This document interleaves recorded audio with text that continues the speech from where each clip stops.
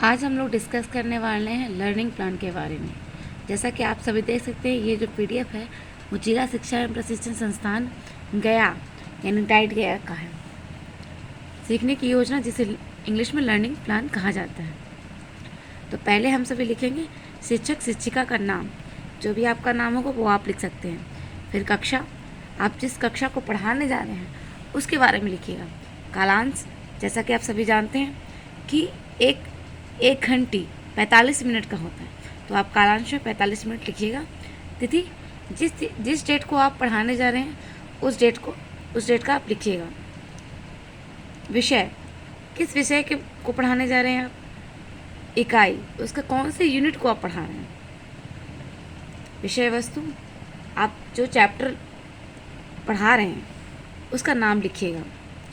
उप विषय वस्तु में उस चैप्टर में जो आप पढ़ाइएगा उसके बारे में लिखिएगा। जैसे आप मान लीजिए कि लता मंगेशकर के बारे में पढ़ा रहे हैं, तो आप लता मंगेशकर का जन्म कब हुआ, कहाँ हुआ, उन्होंने कौन कौन से अवार्ड जीते, उसके बारे में आप उप विषय वस्तु में लिखिएगा, सिर्फ हेडिंग।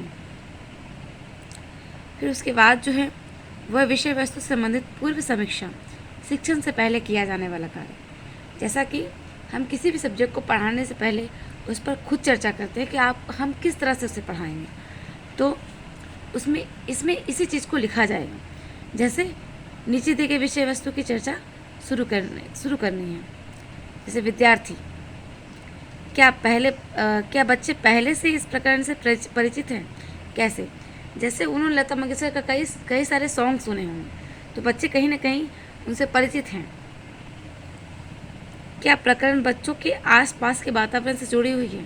कैसे, हाँ, तो इसका आंसर क्या हो जाएगा, हाँ भी हो सकता है, नहीं भी हो सकता है। लेकिन अगर कोई ऐसा टॉपिक है जो बच्चे जानते हैं तो उसमें आप हाँ लिख सकते हैं और उसके बारे में बता सकते हैं कि कैसे वो जुड़े हुए हैं। फिर शिक्षक को क्या करना है, क्या आपने इस प्रकरण को पहले पढ़ा है। ज़रूर हमने पढ़ा ही है। क्या आपको इस प्रकरण की पूर्ण समझ है ताकि आप बच्चों को पढ़ा सकते हैं, इसमें भी हाँ लिखना है। पाठ्यक्रम, यह विषय वस्तु इस कक्षा की पाठचर्या में उल्लेखित किन उद्देश्यों बिंदुओं से जुड़ा हुआ है। तो कुछ जब भी हम कोई चैप्टर पढ़ाते हैं तो उसके कुछ सामान्य उद्देश्य होते हैं और कुछ विशिष्ट उद्देश्य होते हैं, तो इस पर मैं अलग से वीडियो बनाऊंगी। सामान्य उद्देश्य में मेनली उस चीज़ों को लिखा जाता है जिसमें बच्चों जो चैप्टर पढ़ाने से बच्चों का फिक्स कुछ डेवलपमेंट होता है, तो उसमें सामान्य उद्देश्य में लिखा जाता है। और विशिष्ट उद्देश्य जो उस चैप्टर में, इसके 4 भाग होते हैं। इसका डिस्कस मैं अगले वीडियो में करूँगी। क्या विषय वस्तु पूर्ववत कक्षाओं के पाठ्यक्रम में भी शामिल है। कैसे, जैसे हो सकता है ये चैप्टर इंग्लिश में भी हो, हिंदी में भी हो, तो उसके बारे में बताना है कि कौन सा चैप्टर है और कब इसका डिस्कशन किया गया है और कहाँ किया गया है, किस तरह से किया गया है। क्या विषय वस्तु इस कक्षा के और किन किन विषय इकाइयों से जुड़ा, वही चीज़ है। प्रकरण के ऊपर अधिगम योजना की विकसित करना। कक्षा के विद्यार्थियों के पास इस विषय वस्तु संबंधित क्या आधारभूत समझ हो सकती है।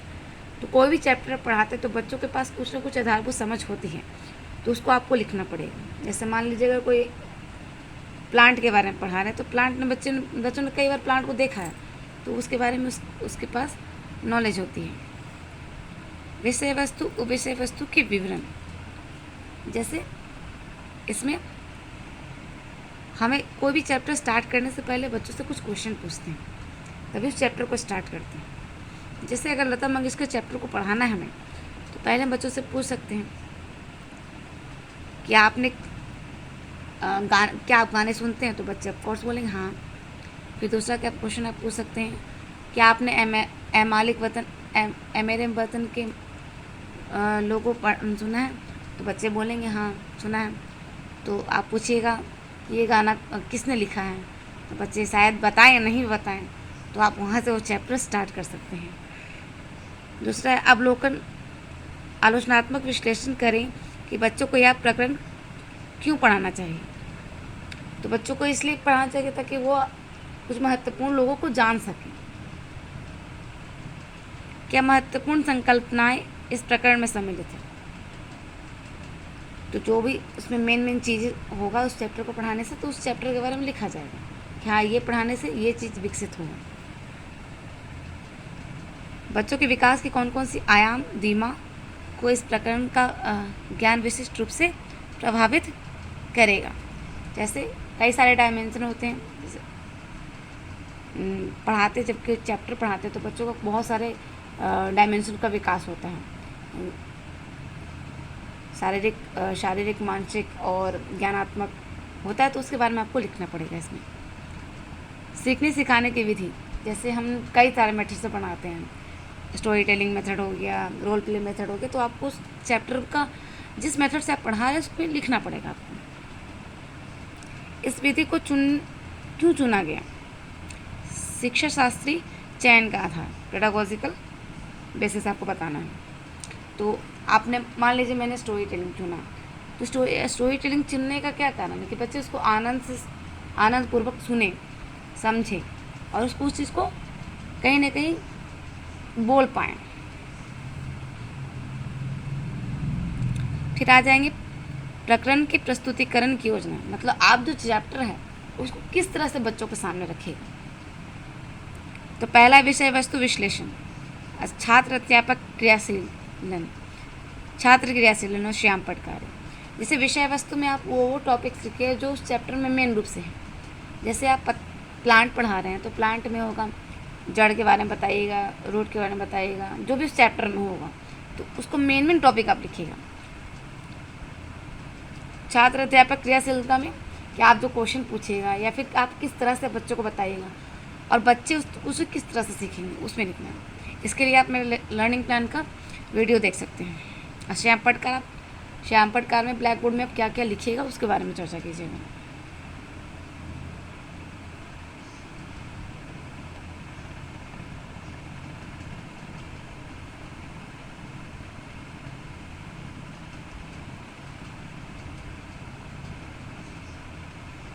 ये बहुत लंबा जाएगा, कम से कम 2 पेज में।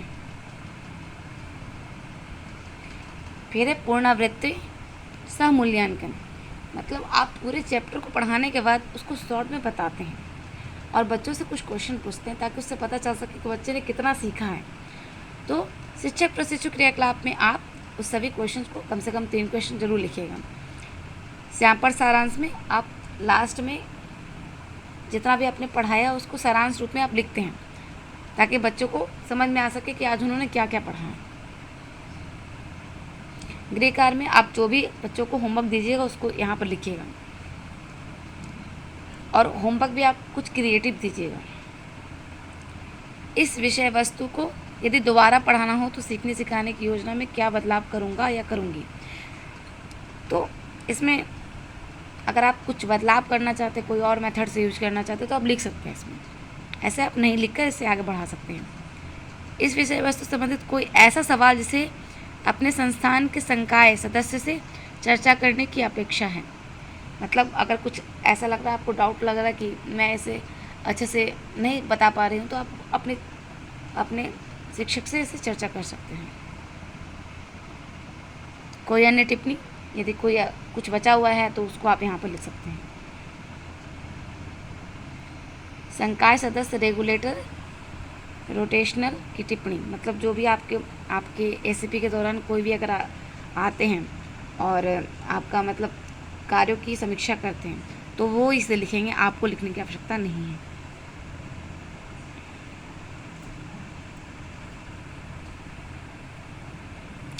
शिक्षक शिक्षिका द्वारा मूल्यांकन के सुझावात्मक बिंदु, शिक्षण के बाद किया जाने वाला कार्य। जैसे आपने क्लास में पढ़ाने के बाद आप वापस जब अपने घर या फिर स्कूल में ही रहते हैं तो आप कुछ लिखिएगा। इसमें क्या लिखिएगा देखिएगा, क्या विद्यार्थी ने उन उद्देश्यों को समझा, मतलब आपने तो पढ़ा दिया लेकिन क्या बच्चे समझ पाएँ। अगर समझ पाए तो इसमें हाँ लिखिएगा, हाँ तो किस प्रकार समझ पाएँ, जिसके लिए ये विषय वस्तु थी और इसका मूल्यांकन किया कि नहीं। जाहिर सी बात है मूल्यांकन तो होगा ही, तो उसमें हाँ लिख दीजिएगा। क्या इस विषय वस्तु को फिर से कक्षा में चर्चा करने की आवश्यकता है, क्यों या क्यों नहीं। मतलब कि अगर आपको लगता है कि कुछ छूट गया, कुछ रह गया या फिर बच्चों को नहीं समझ में आया तो आप उसको दोबारा चर्चा कीजिएगा ना। तो उसको आप लिख भी सकते हैं, नहीं भी लिख सकते हैं। विद्यार्थियों द्वारा पूछे गए प्रमुख सवाल क्या थे? कितने विद्यार्थियों ने सवाल पूछे? तो ये तो बताना मुश्किल है कि कितने विद्यार्थियों ने, मतलब अगर आपको याद है तो आप लिख दीजिए, एज इट इज़ लिख दीजिए। लेकिन अगर आपको नहीं याद है तो अपने मन से कुछ क्वेश्चन लिख सकते हैं। मैंने उन सवालों को कैसे समझाया? क्या विद्यार्थियों ने स्वयं उन सवालों को हल करने का मौका दिया? पहले जब भी बच्चा कोई क्वेश्चन पूछे तो खुद पहले हल नहीं कर देना चाहिए। हो सकता है कि उस बच्चे का क्वेश्चन का जवाब किसी और बच्चे को पता, तो आप पहले कोशिश कीजिएगा कि एक सवाल जो पूछे बच्चा उसको दूसरे बच्चे सॉल्व कर दें। तब अगर नहीं आए तो आप बताइए। इस विषय वस्तु के सीखने सिखाने की ने किस प्रकार के संसाधनों का उपयोग किया गया? उनकी क्या उपयोगिता रही? मतलब आपने सिखाया, टेलम वगैरह का यूज़ किया होगा, कुछ का यूज़ किया होगा, तो आप उसको यहाँ पर लिख सकते हैं। लिखिएगा। NCF 2005, BCF 2008 व NCFTE 2010 द्वारा सुझाए गए मार्गदर्शिका सिद्धांतों के आलोक में कक्षा की सीखने सिखाने की प्रक्रिया की समीक्षा प्रशिक्षु से और क्या क्या अपेक्षा की जा सकती है, इस संदर्भ में कुछ महत्वपूर्ण सुझाव दें। मतलब NCF का कौन सा रूल आपने फॉलो किया, क्या नहीं किया, या फिर आपने उससे क्या क्या किया, NCF, BCF या NCFT में लिखित किन किन चीज़ों को किया, उसको लिख सकते हैं। आप इसको लिखिए, नहीं भी लिख सकते, स्किप भी कर सकते हैं। तो आज के लिए इतना ही। धन्यवाद।